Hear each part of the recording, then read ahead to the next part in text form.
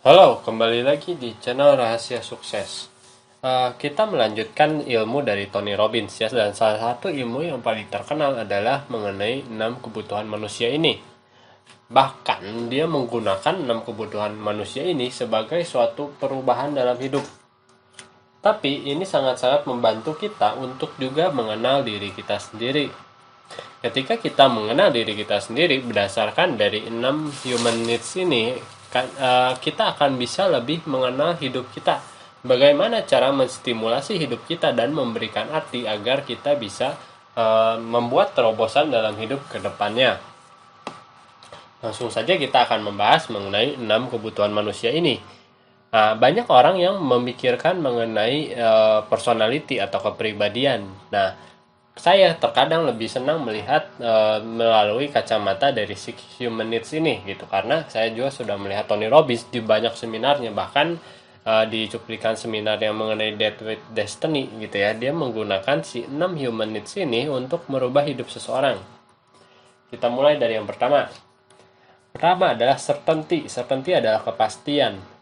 Ini adalah kebutuhan untuk sebuah kepastian. Jadi kamu akan menyukai sesuatu yang pasti, yang aman, yang tidak berbahaya seperti itu. Dan kedua adalah mengenai uncertainty atau variety. Ini adalah ketidakpastian atau variasi seperti itu. Jadi kamu memerlukan sesuatu yang belum pernah kamu hadapi sebelumnya. Seperti itu, kamu perlu adanya perubahan, petualangan baru, misalnya ke tempat baru, atau seperti kamu mempunyai tantangan yang baru gitu. Nah, ini akan membuat kalian semakin hidup gitu ya, ketika kamu menghadapi sebuah ketidakpastian. Ini tentunya agak bertolak belakang gitu ya dengan kebutuhan nomor satu, yaitu yang certainty itu. Tapi ada beberapa orang yang mempunyai kebutuhan certainty dan uncertainty. Tentu saja semua orang punya itu, hanya kita cari tahu dulu saja mana yang lebih penting buat dia. Yang ketiga adalah kebutuhan mengenai signifikan.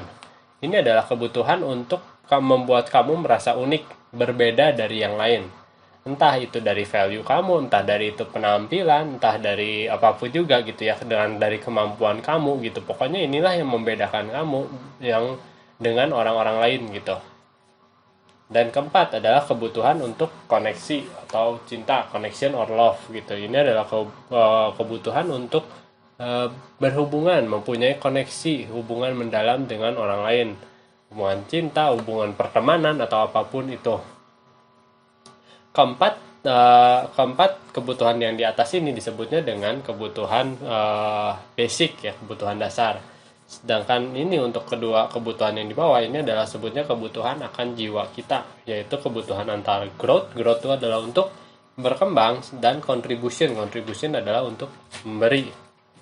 Nah, fulfillment atau kepenuhan dalam hidup pasti akan kita dapat ketika kita punya growth dan contribution, tapi memang tentu sebelumnya kita harus memenuhi 4 kebutuhan di atas ini, seperti itu. Nah, kita bisa melihat diri kita sendiri. Misalnya saya sendiri sangat menyenangi mempunyai kebutuhan utama, yaitu certainty.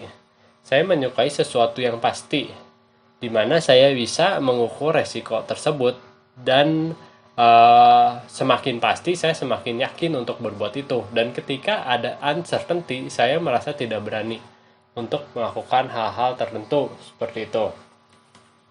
Nah, sama dengan orang misalnya yang membutuhkan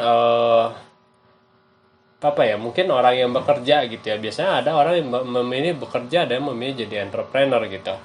Tergantung gitu ya. Ketika kamu memilih certainty dari kepastian untuk gaji, ya kamu akan bisa mungkin menjadi seorang karyawan.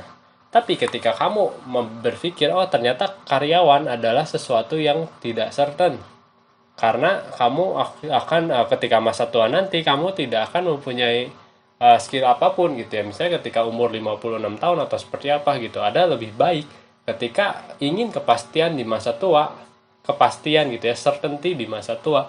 Ada orang-orang yang memulai untuk memilih menjadi entrepreneur dari sekarang, dari usia dia muda. Jadi ketika dia tua nanti, dia sudah mempunyai sebuah bisnis atau apapun untuk melanjutkan masa pensiun dia. Karena hidup tentunya sangat panjang ya. Mungkin ketika kamu umur 80 tahun dan kamu misalnya pensiun di 56 tahun, kamu akan mempunyai hidup yang masih panjang.